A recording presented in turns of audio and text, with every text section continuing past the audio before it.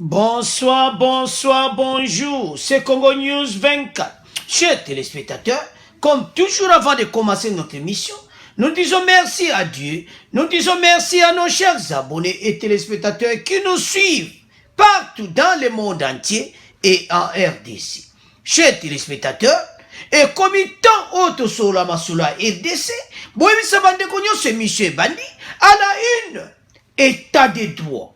Fachi aloba kiango depuis kala. Alors premier point, ezali tokoloba état de droit ya Fachi o eza en marche. Alors toko développant une émission na biso. Deuxième point, chers téléspectateurs. Kamere 20 ans, Jamal 20 ans, Moïma 2 ans, donc travaux forcés et quoi mi beko quoi alors chers téléspectateurs. Ezalaki mopulu. Donc, ekokisami. Parce que Batouba zelaki verdict oyo. Alors, félicitations à la justice congolaise. Alors, toko développant une émission à bisou. Troisième point, chers téléspectateurs. Ezaya mobulu. Alors, Sud Kivu et Peli Moto. Moto et Peli.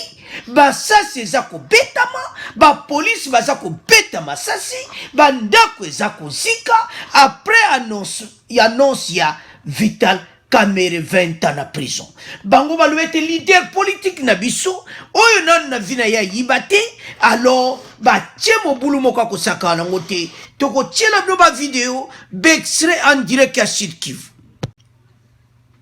Alors, chers téléspectateurs, comme il a premier point d'ambition, il y a état de droit en marche. Fachi, ayena masoloana, abandaki nango nano akomaki président de la République. Na point auto division en deux parties. Premier point, ekozala. Tokoloba sur l'état de droit. Et puis deuxième point, tokoloba, oyo nini alifachi alinga sala, pona peuple nzala esila. Parce que le peuple congolais lobi état de droit en marche mabumu tozananzala. Alors l'émission lelo tokoluka to expliquer peuple ndeni Fachi na deuxième partie abongisi pona kolia na biso.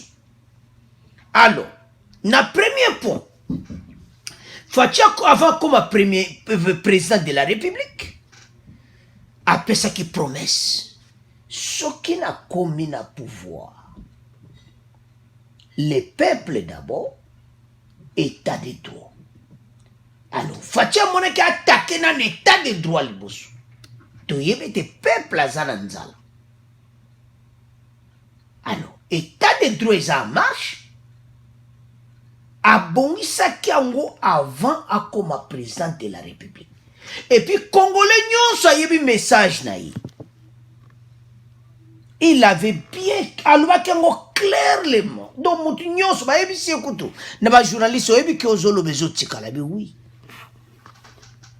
Alingaza président oyo. Ba mona te kazo yiba ba mbongo atiki ba milliard na compte na ye. Mais président oyo ji ba milliard etikali na RDC pour na peuple. Eza so mon émission oyo. Eza ya koyinda bokomona ke Fachi makambuto alobaka sayelaka. Alors, chers téléspectateurs, à promettre l'état de droit, et puis à y avoir que mbongo, y jamais mbongo à l'État, y a y esaï. Jamais qu'on a un milliard à l'État, à tient à compte naï. Tout le monde, chers téléspectateurs.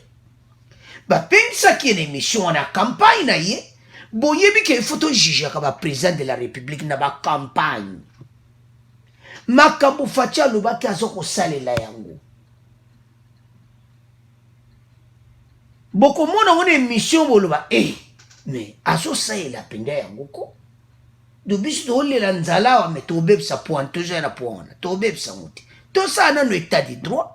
To yoka oyo makambo ya lobaki que l'état de droit marche, bon to continuer mission na biso.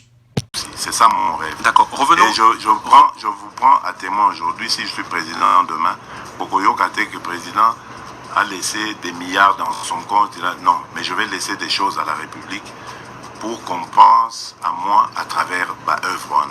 Mes compatriotes vont aimer ça. Tout le monde va vouloir imiter le bon exemple. Pourquoi Mbokebe Baka? Parce que ceux qui arrivent et qui sont censés prêcher par l'exemple, eux prêchent par le mauvais exemple. Soit Moukonzia Bandi qu'on détourne à Bandi Bakop. Mais toi tu crois que Balandi on a Bosani. On n'a pas Kop. Mais ce que Moukonzia Lobi a dit, bon, les Kamakop, on a au salaire yo, aux amona maïnanga, c'est vrai, totanga, kana yo, bien, aux tobandano, et tout ça. Boloko, tu vas en prison. En fait, c'est pas moi qui vais même t'arrêter pour la justice. L'État ou Bissot-Ozoko. C'est pour ça que je dis Bissot-Ozoko, ça t'est passé. On va instaurer l'État de droit, dans lequel il y aura une justice indépendante.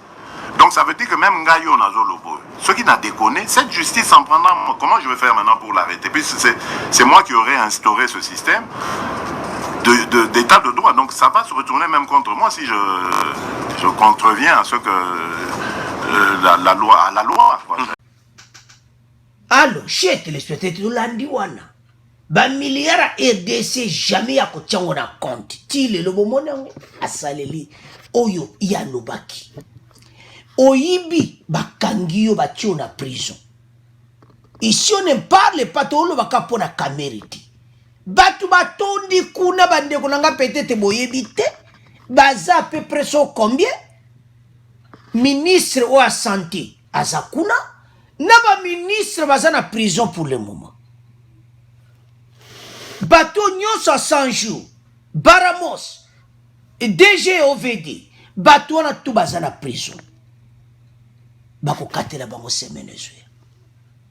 Eza ya koyinda ne mission oyo. Makambo ya lobaki nini asaleli yango.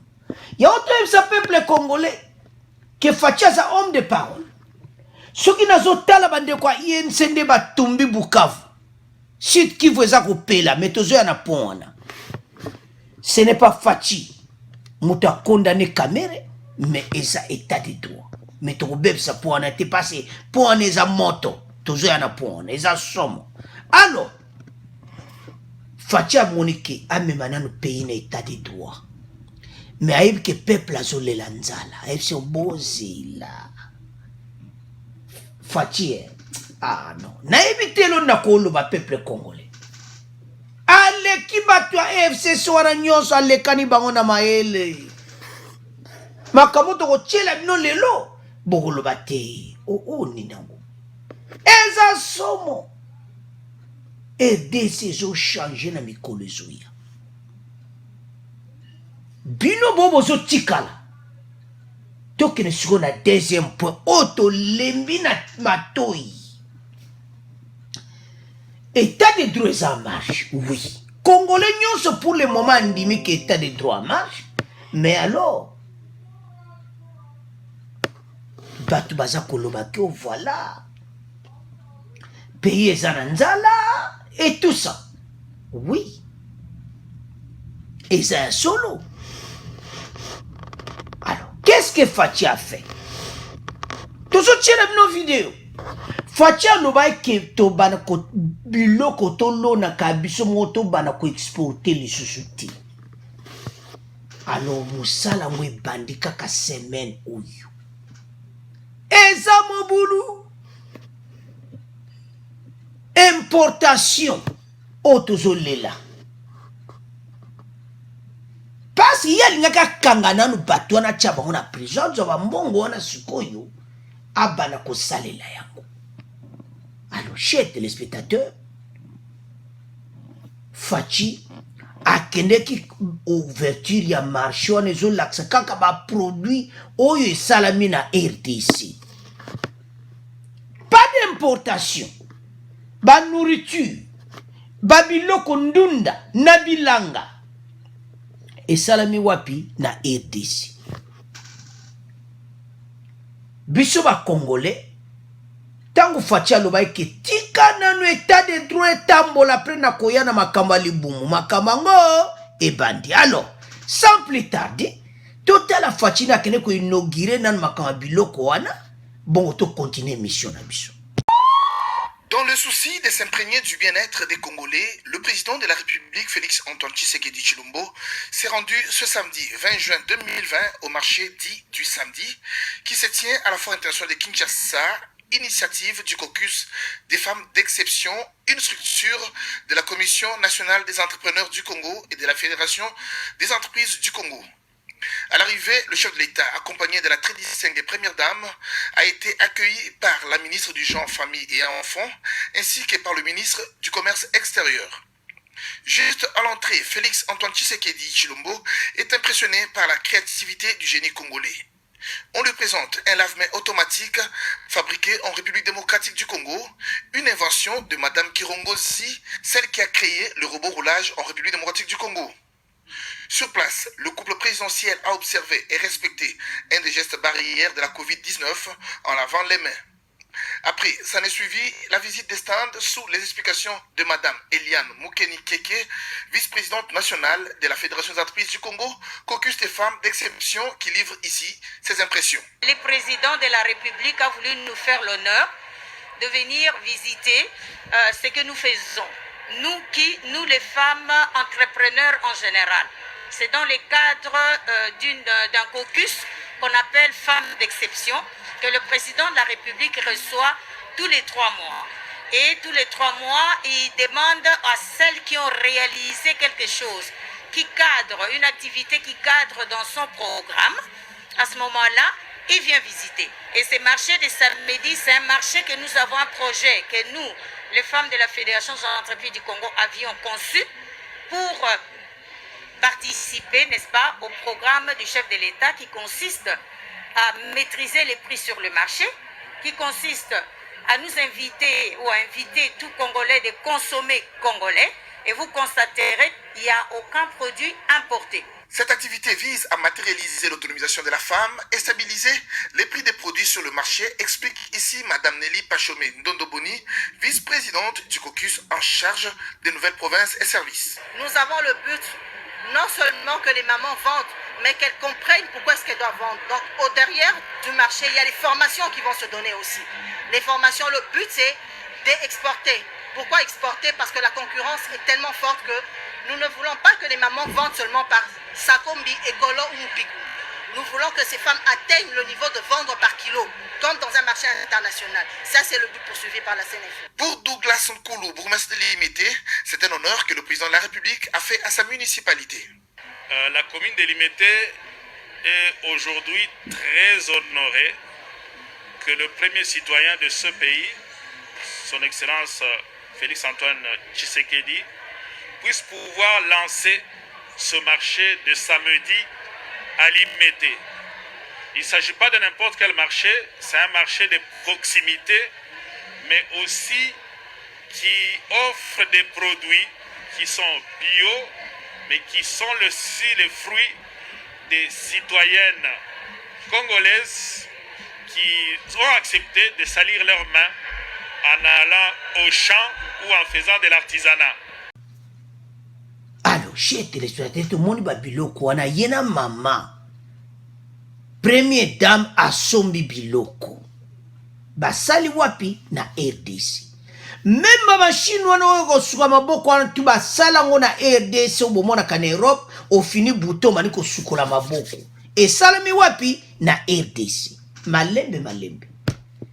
Peuple congolais fachi azana plan pour na biso. Mais alinga ina état de droit vanda. Bon mon ba biloko wana. Ba biloko wana nyonso ata mon côté wuti libana mbiso bomona yebale na biso. Ndunda na RDC. Do biloko tu bomona ki wana ya bio. O nyonso ya biso moko na RDC. Makambango ebandi. Eloko nina balobi wana beti siti. Ba mama baba na koteka, baba na kokotsa ba mama wana na classe B. Ba mama na ba yeba ke tango zo teka na zando. Ayeba ke ba ndenge ni musala ngwe salamaka. Tala o ndenge mona Chine ezaki développer. Eloko facha sali oyo. Eza ndenge Chine ezalaki développer. Lelo ba chinois moto asaka na Chine azati. Fachitso ndenga zo zwa mbongo mikolo ezoya tala tovanda état de droit toloba eka boza kondima te ka état de droit baokangisana bango mutu te ma le jour wana bacongolais baye komona ke lelo baye comprendre oh donc les faci aza koloba wana bazali kondima te ndenge mona makambo ya nzala oza na nzala Thomson eza cher dollar ekome cher nazoyebisa bino cher frère congolais faci aza disreti ayebi mpasi na bino mais azokende na mosala na yo malembe azotravaye na bato mabe mais bato wana nyonso kala te bakobungabunga état de droit wana basali eza kosaka na ngutu bomoni bato nyonso banome wana nyonso na bapesa na entreprise bato wana batieti wana o Kabila tie bazose makila bato wana nyonso boyebi bango bato babenda balikunda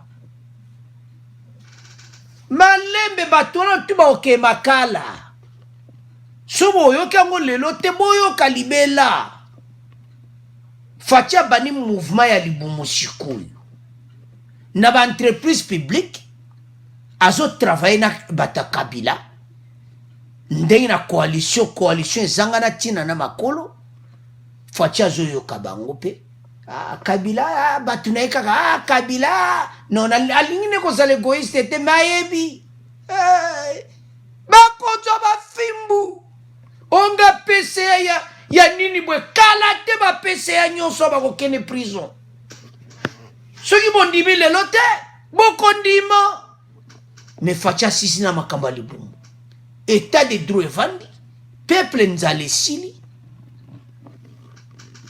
pasi bakoyiba te bayiba faci abi te zala wana opesa ya boye opesa ya baentreprise boye pourquoi tie bango wana le Lambert Mende José Makila bato wana nyonso batie baona bapesa ya bakongolo alobi Kabila tieka bato na ye calme boza na kimia match eza ya likolo na comprendre bozobosana amwana ye Etienne Tshisekedi aza na stratégie na ye mais tolingi todévoile nyonso te faci mpena aza na stratégie ke bato wana nyonso batie baona bachef d'entreprise tozao bameka kaka ata $1 baza na kati ya makala mais bayebi déjà ke état de droit pas d'exception alors totiki mpo na bino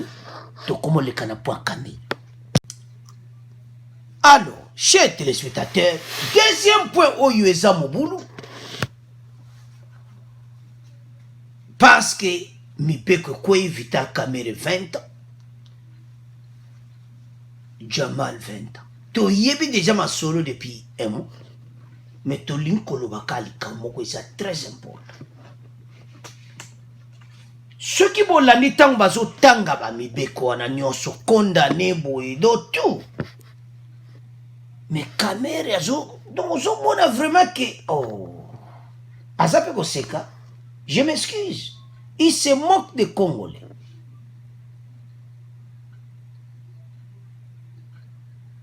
Kamerhe asali badega osaka nango te chers téléspectateurs motu nyonso alandiki tribunal wana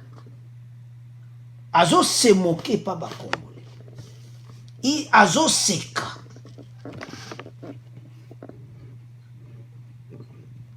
mais Kamerhe savait déjà qu'akozala condamné. Il avait dit qu'akozala condamné. Mais maloa monsieur akoloba pona ba immeuble na ye bazokanga ba immeuble nyonso eza mawa tango Kamerhe azosala ba architecte na yebaki teke makambo otekoya il ne savait tout ça donc ayebaki na ye mais loko eza mawa la façon dont azo se comporter na le bazotanga ba jugement ezolakisa ke asalaki yango na nko mpasi aza koseka aloba ndeko na bino ye biso botumbi bukavu tozoya na point bukavu mpo wana eza suka peuple donc mobulu na bamasasi ezobetama tokotiela bino bavideo me tozoya na point alors kamere ta bazotanga banini donc kamere te vraiment donc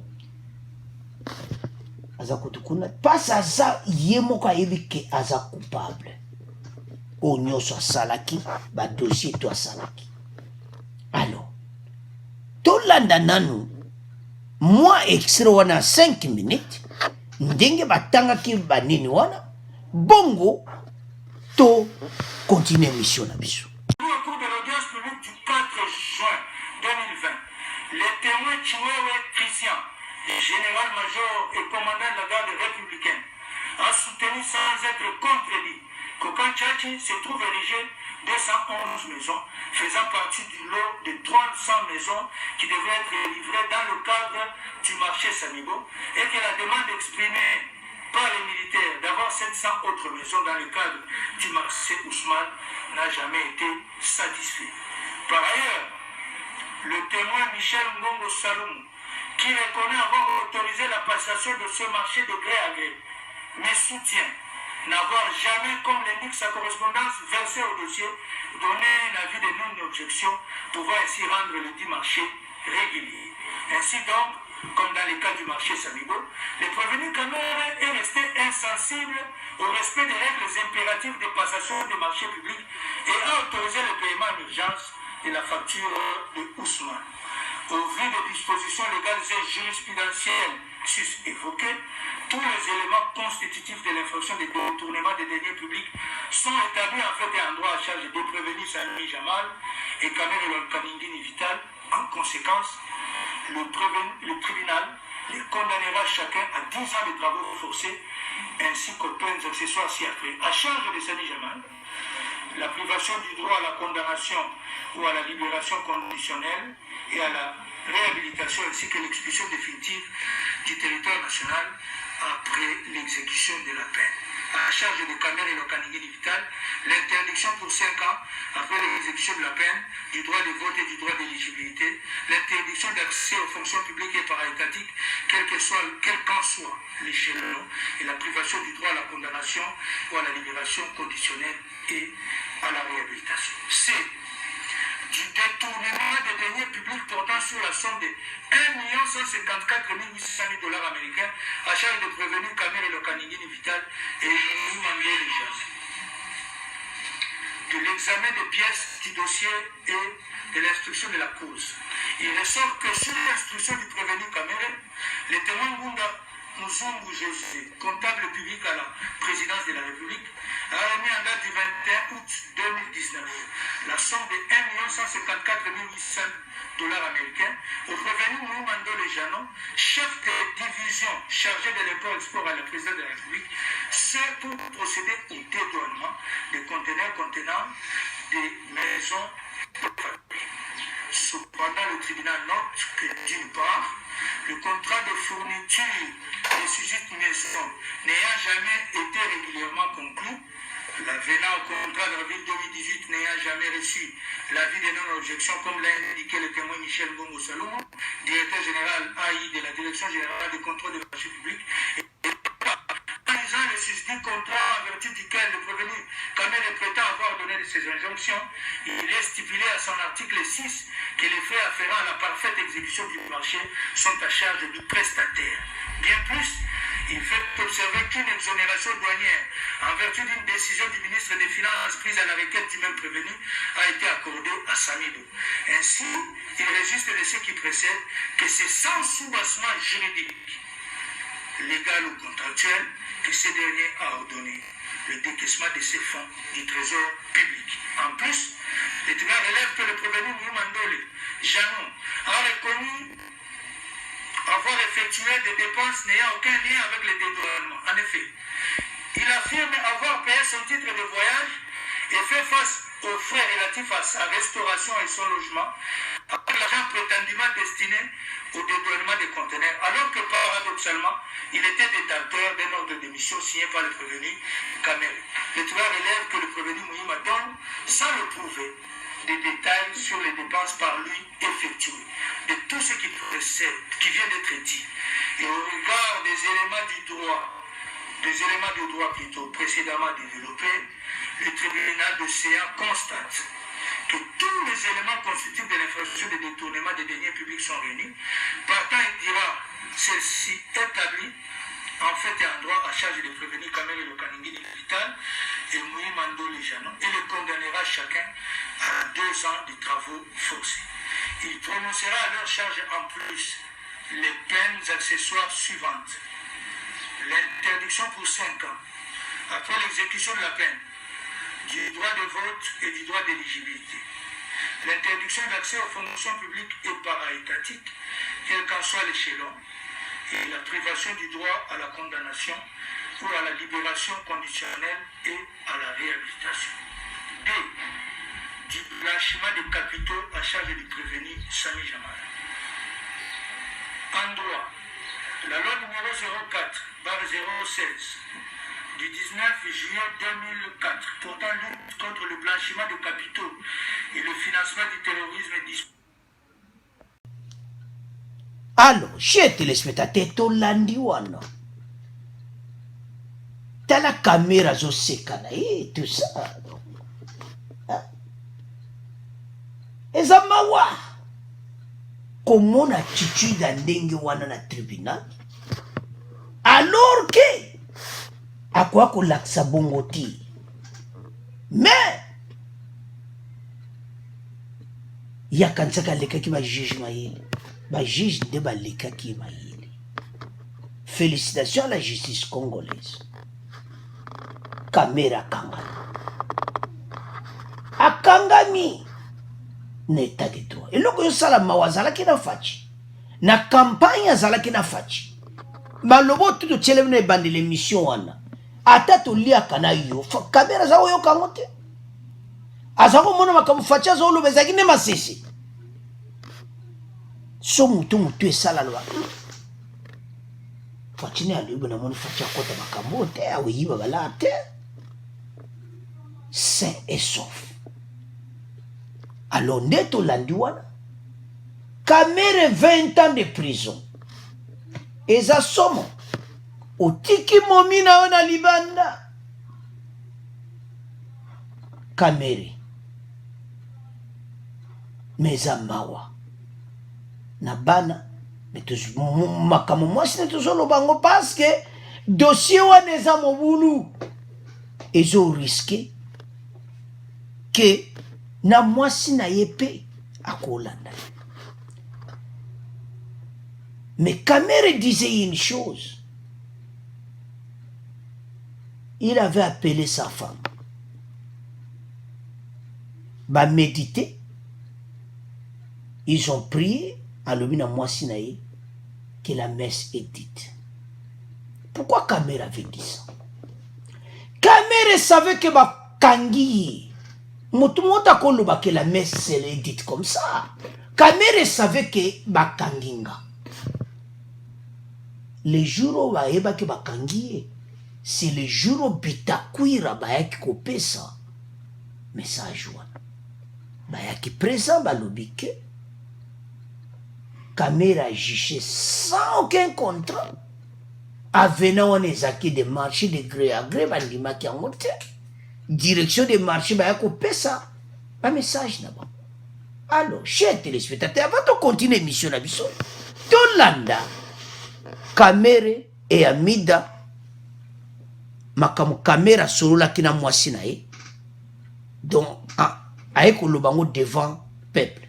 Bon, on continue mission. Dites, en tant qu'homme d'État, j'accepte déjà ce qui va arriver. Pas plus tard que ce matin, quand il est venu, on a prié, je lui ai dit, vous allez entendre là-bas 20 ans, 30 ans, 40 ans, préparer les enfants moralement à cela. Parce que la vraie justice viendra de Dieu. Quand le juge ici, humain, s'écarte de la justice, la vraie, Dieu rétablit toujours l'innocent dans ses droits. Il dit, Monsieur le Président, ma femme a une maison à Ogeval, en France. Moi, je suis un mouchi, je ne peux pas dormir dans la maison de ma femme. Ce qui fait que quand je vais à Paris, ma femme est obligée de venir me suivre à l'hôtel, les enfants restent à la maison. Je voudrais prendre un crédit parce que ma femme a un immeuble sur l'avenue Ouganda, juste à la barrière du président Kabila, évalué à 4 500 000 $ américains.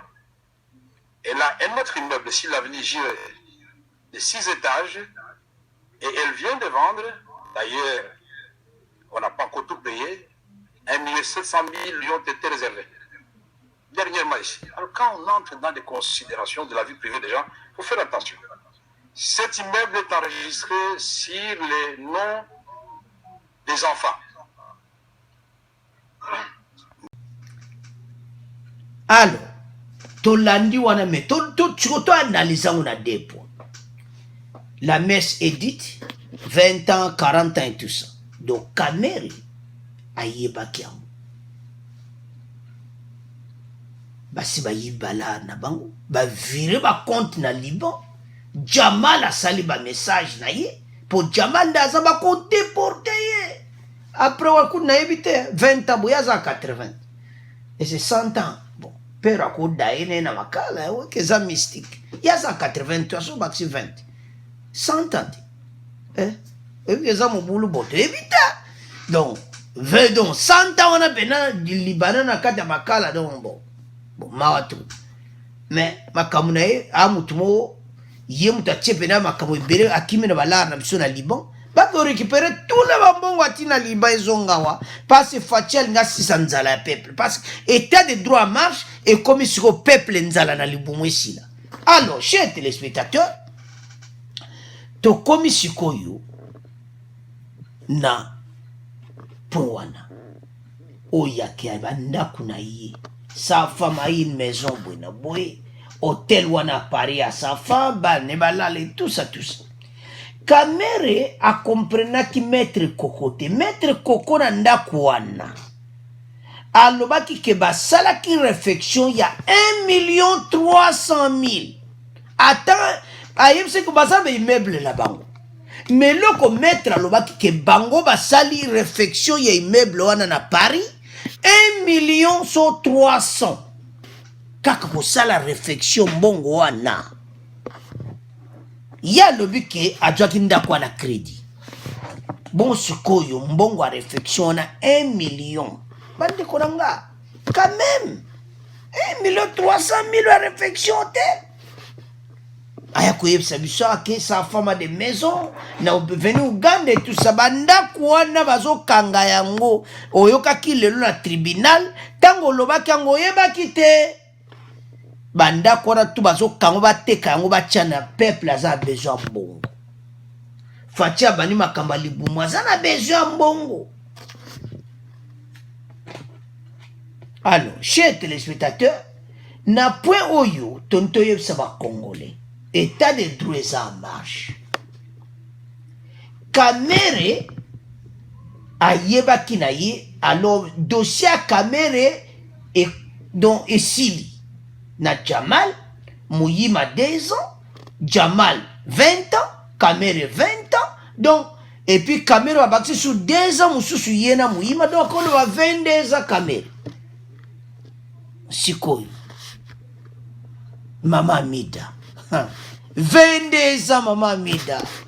Mandela salaki 23 ans. Donc, Maman Mida, quoi ça, Maman, moi, c'est Nelson Mandela.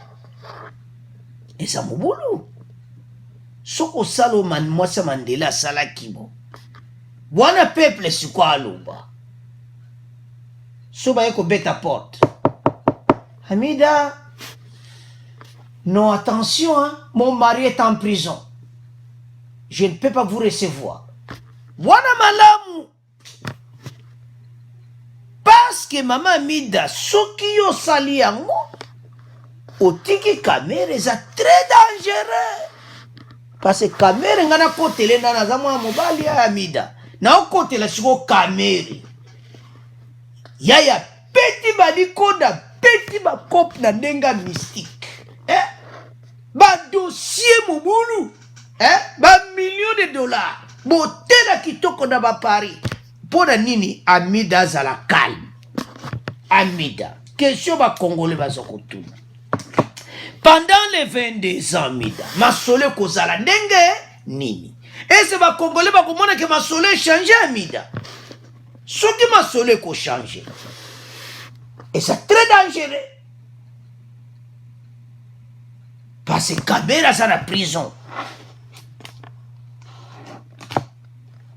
Asa mwana mobali ngamno présenter mission na mwana mobali. Yosuko tira libanda. Est-ce que okozela 22 ans? Oyo mwasa Mandela zelaka. Est-ce que okotika ye? Pourquoi Dieu en a parlé non le libando bimi? Maman Mida, dossier za mugu. Caméra yepsakio que la messe est dite tolandiwana. Bobonde laki. Et c'est Maman Mida. Oko sale la o caméra bosolo laki. O bate la bana. O zele après 22 ans kobima. Ndenge Mandela bazela ki. Na âge ni caméra kobima. Là, on m'a peu près à 70 et quelques. Donc, les amoureux, chers téléspectateurs. Alors, Amida, ba Congolais, ba sotala aussi, ko supporter ça la bien. Mais Kamere, c'est quoi qu'il a prison? Qu'on a pas à cause ça. C'est un problème sérieux. Parce que kuna kozala mal à l'aise les nyonso bazoya ko déranger na porte. Qui viens zanga nani wana lizo na porte. Viens. Ndaza na prison viens pour na balaro wana. Ah bon, ça la calme. Masaro ayi. Viens mobulu. Mobulu ya Masaro. Mais baso kanga ba palais Masaro viens ba kanga ngate. Ba kanga devi wa Masaro mais Masaro bako kanga ya Masaro pe doba mouvement kata makale comme na wa mystique mais mikolo ba peuple ba pemi wanga nanga na wanga na yo esukilelo toze la siko deuxième dossier ba dossier wana oboba tikali ba kende prison ba mbongo ezonga wapi na kesa l'État. Fatia sala nini azwa ba mongo wana ba edebiso ndenge musala bandi ya libumo moni fachi wana akene kotala marché wana biloko ba kona awa. Alors message na monsieur pas président de la République ezaboui. Fachi état de droit eza marche. Peuple congolais choisa na posa nini ya libumo ali a bien. Le colo l'axi déjà nzela que ozo bon c'est ma kambilo ka kolia. Tozana besoin mikolo koya. Bosala tu économie la vision. Et comment bien. Et puis babiloko peuple a s'en sortir côté kolia surtout. Pas ce peuple congolais ko continue banzalati. Alors voilà un message au président de la République était committant peuple congolais pe makamali bumu lokwa ba moni film ando kenaki na marché wana e panza na siko biloko koma pamba na RDC totika ngona bino tokomolekana oyo bomimboka. Alors chers téléspectateurs, Bukavu ezalaki akopela moto epeli ezaki son mais loko zo sala pasi nini eza mawa ndenge moto wana epelaki likolo ya kamera sono tala bandeko oyo azotumba moto bapine moto ezosala mawa peut-être ndenge aza mboko tala video eza somo moto wana eza somo bokomona video boya kosala be incendie na bapale toyise pale ni bon batumbi kuna so batumbi ya IDPS on sait pas mais koyebana parce que salama kaka lelo do ezaki somo bapelisi moto kotumba donc kosakana ngote mais loko eza mawa eza ke bakoko tumba mboka ndenge wana ti parce oyo bango basali eza mawa komona eti bapelisi moto. Donc eza somo cher téléspectateur, eza somo parce que ozomona peneke bato baza koganga donc eza pasi mais eloko ntoloba nini parce que oyebi na makambo cher téléspectateur EDC ekoko accepter babiloko abwite ezosala mawa. Kamere aza na bato na ye aza na bato na ye parce que peuple congolais azosouffrir mais bato na ye wana baza koya koteyaka peuple ke sala bwe sala bwe sala bwe sala bwe sala bwe parce que eza mawa. Parce que biloko bango basali na Sud Kivu wana ezomona clairement comment bato baza koagir. Batumbi na drapeau wana bozomona ya IDPS. Après le verdict rendu ce 20 juin, la tribunal de grande instance de Kinshasa condamnant ainsi Vital Kamerhe à 20 ans de travaux forcés. La situation est confuse dans la ville de Bukavu. Les militants de son parti, l'Union pour la nation congolaise, se dirigent vers le verdict rendu pour faire plusieurs coins chauds de la ville de Bukavu sont à l'heure actuelle envahis par les militants de ces partis. C'est comme un exemple à la place Moulamba. Non loin de la permanence des liaisons, on signale un soulèvement de nombreux de militants. Barricade, police a on a gaz lacrymogène. Alors, les amawa. Alors, tout le monde extrait au you. Na ndenge police a bête, a bête, ça, c'est tout ça. Tout le monde, bon, to continuer mission à biso.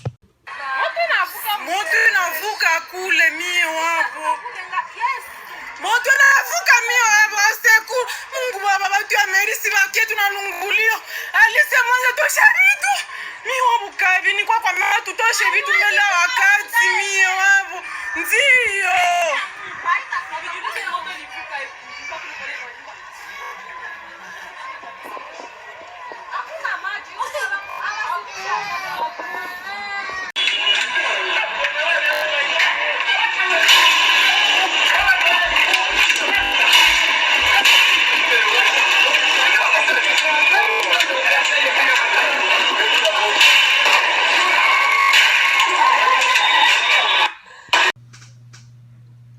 Alors, chers téléspectateurs et amawa,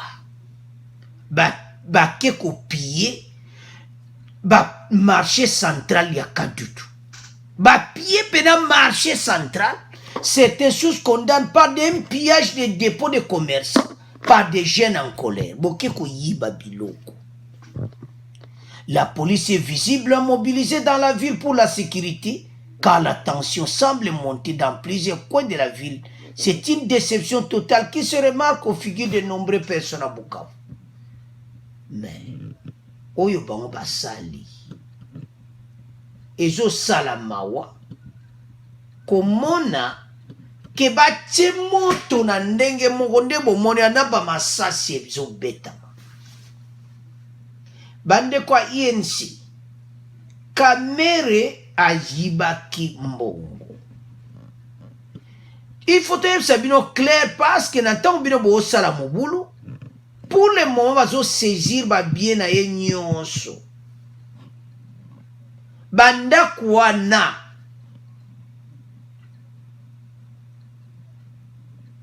parce que ba peine ya juste de ça total 20 ans de travaux forcés 2 ans oya nini 15 ans pour la corruption aggravée. Donc, on va 30 ou 35. Mais pour le moment, on a 20 ans, on a 2 ans, 22 ans. Mais ça sommes. Alors bino sikoyo bande kwa INC bozo tala te koma bambongo kamera yibi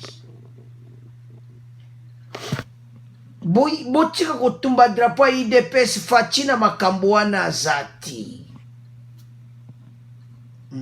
aza kutu te. C'est parce que Kamere ayiba timbongo yamba kangiye. Ce n'est pas le président de la République Moutakangisi. Boki kotumba drapo ya IDPS. Est-ce que bozo laksa que la fin ya IDPS INC do cash ici mais ça somo comment la botumba moto ya boui mais ça c'est bêtement mais boyebi bozo mona en tout cas biso ba congolais ça fait mal chez les téléspectateurs et ça passe comment peuple à ce sala babiloko boui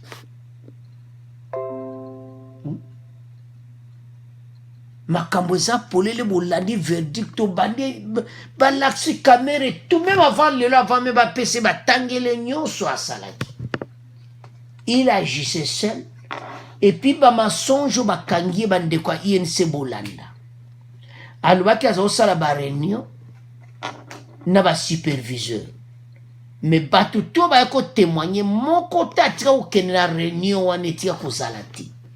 Kamera agissait lui-même azo dépenser bambongo ndinga alingi nazoyeba te soki penda motuna ezalaki wapi yango bandeko ya INC ezosala pasta botumba bamoto aboye ntango botie Sud Kivu na boyebi ke déjà kuna ta na problème ya banguna batondi ebele kuna bino bokonse sur insécurité abo kotumba bapine kotumba badrapeau kobete bomoni bamado moto piller partout, tomber bandaku. Mais ce n'est pas possible. Mais pourquoi faire tout ça? Et ça mawa.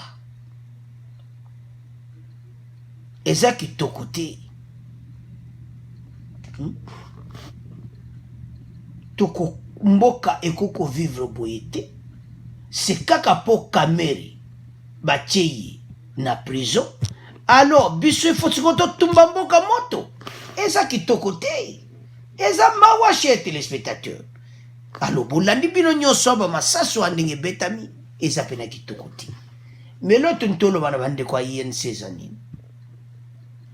Toke bana oyo toza kosala. Parce que kamere azwa kimbongo. O malusu banda tongo l'été.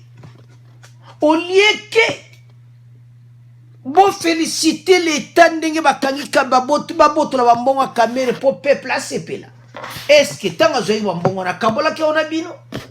Je m'excuse. Et c'est que pesa mi INC à Bukavu bozwa 1 million. Bukavu. Pour kune zeka ba million na ba million. Et c'est ba yele bino bana ya INC na Bukavu bite ba jeune baza musate bozwa 1 million na Bukavu. Bana mto à Bukavu bo débris. Et c'est ba ko pesa bino 1 million. Ata kutu $100 oba kabola bino ata $200 bo débrouiller. Et c'est caméra kanisa kibino. Mais beaucoup moins na mikolo ko ya fachi akoya akoide peuple nyonso sans exception. Yango mo to pesa requête wa de pas fachi les nyonso que peuple a s'en sortir. Parce que peuple a na misère, a besoin, peuple a comme bien. Mais fachi alwa que t'as des droits al bosso pour récupérer ba la nyonso ba yibaki ale makambali bumo ebanda. Pour kalate akobandango. Tant qu'il y a le peuple d'abord à kotikate. Bandeko.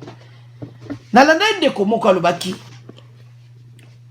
Ah, fachi azuki abo sana bate.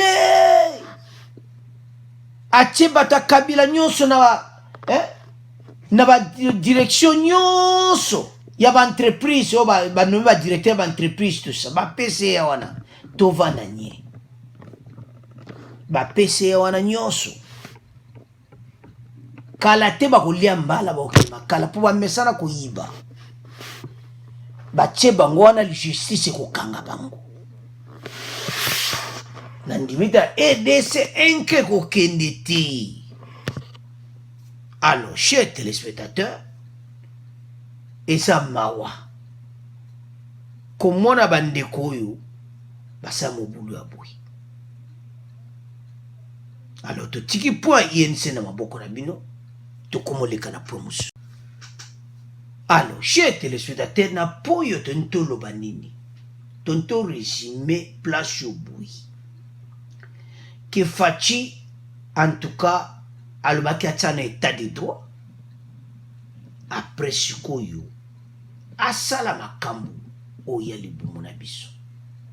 État de droit marche siko peuple aza na besoin siko ya biloko oyo ya fresh oyo bakongole baza na posa nango epi ekozosala yango toyebisa bakongole ke komi ta bandeko na ngai ke biso nyonso tozala ini. État de droit eza en marche eloko etikali siko Fachi asala siko masolo wana oyo bakongole baza kozela. Oyo bakongole pena baza kozela nini? Bakongole baza na posa ete biloko ekita. Tango biloko ekiti, peuple a Congo s'en sorti. Alors, chers téléspectateurs, biso nyonso tolandi wande akenaki na marché wana. Tolandi état de droit ndenge bakangi batu ako récupérer bambongo wana nyonso.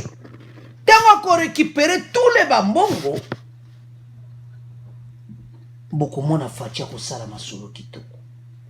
Mais biso tokolemba te que Fachi état de droit marche mikolo faut loba trop peuple congolais s'en sortir.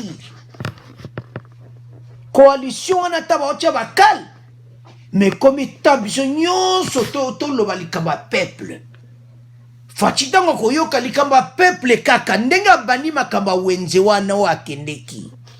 Tolingi continue ndenge wana biloko koma pamba ba million nyonso ba récupérer pa bato ba yibi balaro nezonga na ba compte l'État. Alors eza mawa mais loko se passe yani ke biso ba congolais tozala ndebo moko. La plupart bato bozomona bakozala te na mikolo koya ba okene ba kanga bango. Alors, chers téléspectateurs, tu comment résumer mission abisso? Ndete lobaki a premier point état de droit. Et puis deuxième point de lobaki wana ete makamali mukalati. Tolo makama kamere et puis moto epeli na Bukavu. Alors, chers téléspectateurs, tu comment on a fait mission abisso? Bon abonnez massivement. Au revoir, à la prochaine.